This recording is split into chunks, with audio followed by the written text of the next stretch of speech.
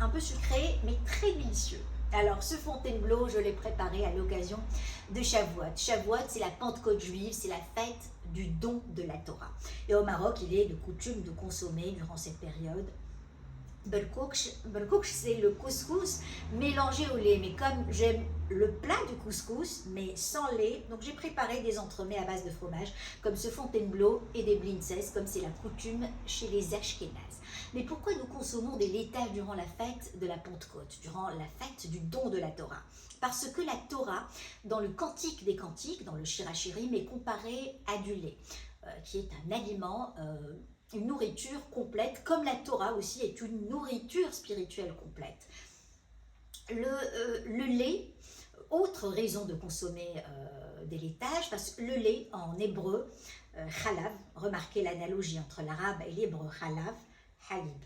La valeur numérique, la guématria de chalav, c'est 40, comme les 40 jours passés par Moïse au mont Sinaï pour recevoir la Torah.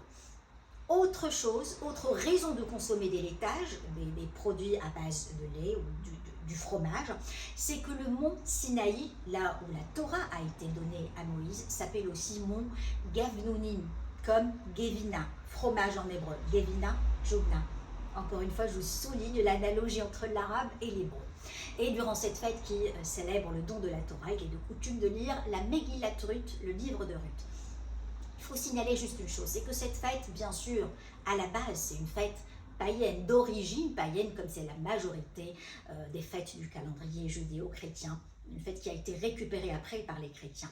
Au début, c'était une fête des moissons, la fête des récoltes, parce qu'à ce moment-là de l'année, on commençait à récolter. Et même dans le judaïsme, au début, on apportait les prémices, les bikurim, les premières récoltes, les premières moissons, on les emmenait au Beit Hamikdash, au temple, avant sa destruction. On en est aussi du pain.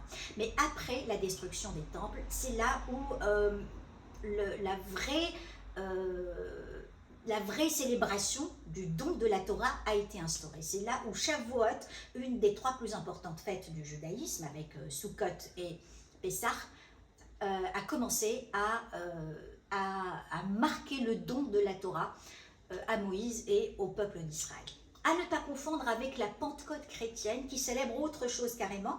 Elle est aussi célébrée le 50 jours après Pessah, après Pâques, dans les 2 religions. Donc 50 jours après Pâques, on célèbre la Pentecôte. Dans le christianisme, elle commémore la descente de l'Esprit Saint sur les disciples de Jésus, les disciples les plus proches, notamment les 12 apôtres, pour répandre la bonne nouvelle, pour commencer à évangéliser, parce qu'au début, les disciples de Jésus ne parlaient que galiléen. Et quand l'Esprit Saint est descendu sur eux, c'est un phénomène que les exégètes appellent la glossolalie.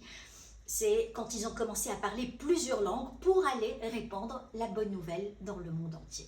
Donc, très bonne fête à tous.